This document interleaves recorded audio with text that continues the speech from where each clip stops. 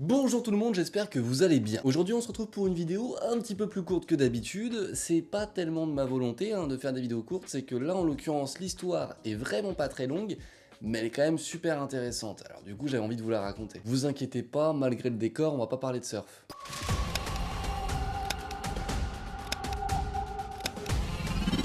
Tout commence à l'été 2019 quand une femme, présentée sous le nom de Marie, va poster une vidéo sur YouTube sur la chaîne de Apex TV où elle va raconter son histoire. Et là, sans forcément avoir envie de vous spoil, l'histoire est assez courte, elle va finalement accoucher soi-disant d'un enfant alien. Mais comment est-ce que c'est possible? Comment est-ce qu'on a pu en arriver à un point où elle devrait accoucher d'un enfant mi-humain, mi-alien? Eh bien, il faut remonter un petit peu dans le temps et vous allez voir sans le jeu de mots par rapport à la suite. Il se trouve qu'elle aurait été étudiante en chimie dans une université à Paris. Et l'un de ses professeurs la ferait travailler du coup dans le labo de l'université du coup à Paris. Ce professeur s'appellerait Paul Marteau. Mais Marie, en travaillant là-bas, elle va remarquer qu'il y a une porte qui est fermée à pratiquement tout le monde.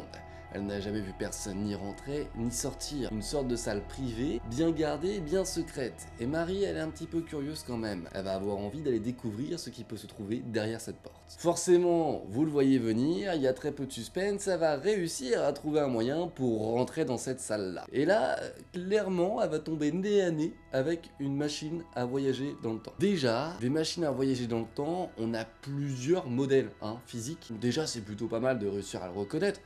Mais mettons ça de côté pour plus tard. Et son enseignant Paul va remarquer qu'elle est rentrée dans cette fameuse pièce que lui gère. Et là, forcément, il va pas être très content, le monsieur. Bah oui, parce qu'il y a plusieurs possibilités. Soit il la renvoie, mais un jour elle peut tout balancer, soit il a fait travailler avec eux sur le projet top secret de cette machine à voyager dans le temps. Pourquoi projet top secret? Non pas parce que ce serait révolutionnaire et absolument nouveau, non, simplement car apparemment en 1970, tout du moins d'après l'histoire de Marie, les voyages dans le temps auraient été simplement interdits. Voilà. Au fil du temps qui passe à travailler sur cette fameuse machine, elle va être sélectionnée parmi d'autres membres de l'équipe pour faire partie du premier équipage. Elle va donc partir en l'an 3500 avec plusieurs collègues à elle, et miraculeusement, ce sera la seule à revenir. Je vous explique rapidement. Ils arrivent en l'an 3500 qui est une période apparemment en guerre.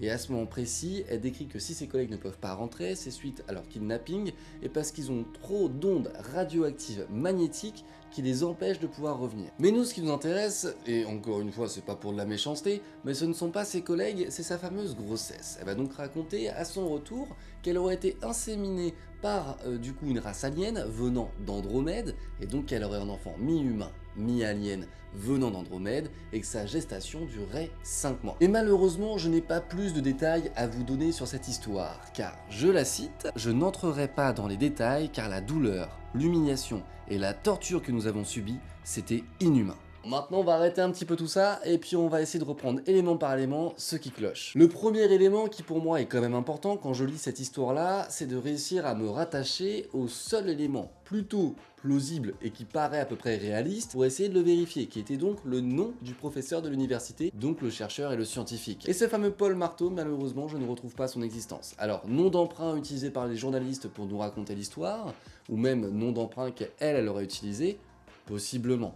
En tout cas, ce serait intelligent de sa part. Néanmoins, ce point-là n'est pas vérifiable. Ensuite, on a cette fameuse personne, donc Marie, et sa grossesse. Elle indiquait 5 mois de gestation à l'été 2019. Aujourd'hui, ça fait quand même quelques années qu'elle aurait dû accoucher, et on n'a absolument aucune nouvelle, ni d'elle, ni de son fameux enfant. Et il y a un autre point qui me dérange d'autant plus, c'est surtout sur le voyage vers le futur. Ils partent en l'an 3500, et il y a un problème qui, moi, me paraît assez important, et encore une fois, c'est ma vision et mon regard, potentiellement je peux avoir tort, c'est encore un sujet sur lequel je tâtonne. À mon sens, quand on voyage vers le futur, il faut avoir surtout une bonne connaissance, on va dire, de la construction des lieux. C'est-à-dire qu'il faut être sûr de ne pas s'exploser la tronche contre un mur quand on arrive. Si on va vers le passé, encore à mon sens, je pense que l'on peut calculer des endroits où atterrir à peu près de façon safe, de façon sécurisée. Mais vers le futur, on peut absolument rien prédire, donc ça me paraît très complexe et peut-être que j'ai tort. Et pour tous ceux qui ne connaissent pas bien le sujet du voyage dans le temps, je me permets de vous mettre quelques extraits d'une ancienne vidéo. Alors certes, j'étais très jeune, j'ai pas mal changé depuis, mais je trouve qu'elle a pas si mal vieilli que ça, donc je vous laisse quelques extraits, merci de ne pas être trop moqueur non plus. Première interrogation, possible ou impossible? En réalité, c'est complètement possible, nous le savons aujourd'hui.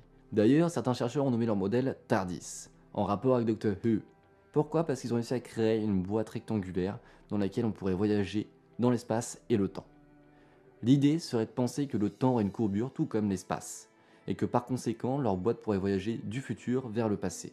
Et pour globaliser un petit peu tout ce qui me dérange dans cette histoire, c'est qu'elle va nous présenter une échographie comme une preuve d'autorité, néanmoins forcément elle est floutée. Son échographie c'est absolument pas une preuve d'autorité, ça sert à rien de nous la montrer complètement. Elle témoigne un visage caché, enfin flouté, ce qui veut donc dire qu'elle veut masquer son identité, ce qui explique certainement pourquoi est-ce qu'on peut retrouver ni elle ni son enseignant. Mais du coup quand on veut raconter une histoire, généralement c'est pour que les gens s'éveillent, puissent y croire ou en tout cas puissent nous soutenir. Comment soutenir une personne quand on peut vérifier aucun de ses propos fantastiques? Et c'est un peu ça qui me dérange, et que conclure avec la phrase qu'elle a citée, c'est un petit peu simple et ça coupe court à la création et surtout à la vérité. On retourne sur un gros parallèle à la vidéo précédente parlant du complotisme, qui je trouve est tout à fait intéressante. Encore une fois, on est sur une histoire de croyance et non de vérité. On ne peut rien prouver, par conséquent, ça n'est pas une vérité, mais absolument une croyance personnelle. Libre à vous de penser ce que vous voulez, mais n'affirmez pas tout et n'importe quoi dans le seul but de vous conforter dans vos propres idées. Et si je peux me permettre de rajouter un petit élément, cette vidéo YouTube est postée sur la chaîne Apex TV, qui est clairement pas une chaîne gage de qualité documentaire. Alors ce n'est absolument pas pour dénigrer leur travail, néanmoins ils sont pas une source de vérité et de connaissances. Et après vous me connaissez, j'ai quand même un petit avis un petit peu science-fiction à poser là-dessus. Ce qui me plairait bien, c'est d'imaginer que potentiellement elle ait fait un voyage multidimensionnel sans même forcément le savoir. Et oui, si jamais on oublie le fait qu'elle ait potentiellement placé des fausses identités et qu'elle ait dit les vrais noms, le fait que je ne puisse pas retrouver de traces de ce fameux Paul Marteau voudrait potentiellement dire qu'il existe dans une autre dimension. D'autant plus que cette fameuse interdiction de 1970 à voyager dans le temps, on n'en trouve aucune trace. Enfin, je sais pas, moi j'en ai pas souvenir, je sais pas si vous en avez.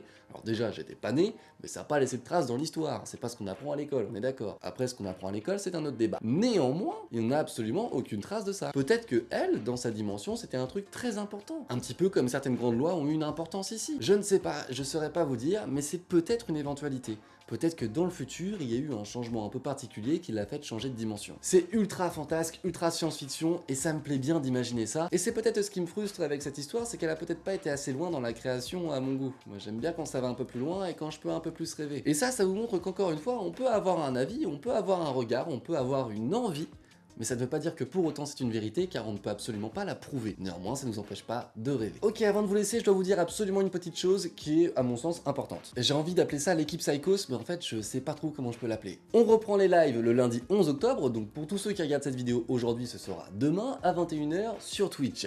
Vous pouvez donc nous rejoindre sur Discord si vous voulez participer à un moment ou à un autre potentiellement en vocal, ou alors simplement par texte. Et surtout, vous pouvez aller me suivre sur Twitch si c'est pas encore le cas, si vous voulez suivre le live. Pour tous ceux qui connaissent déjà les lives, vous allez voir, il y a beaucoup de nouveautés. Sur ce, je vous invite à me laisser votre avis sur cette histoire en commentaire. Je vous dis à très bientôt pour une nouvelle vidéo. Ciao tout le monde, bye.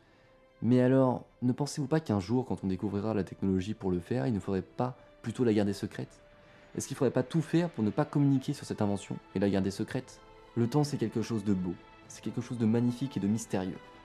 Mais c'est aussi quelque chose de dangereux.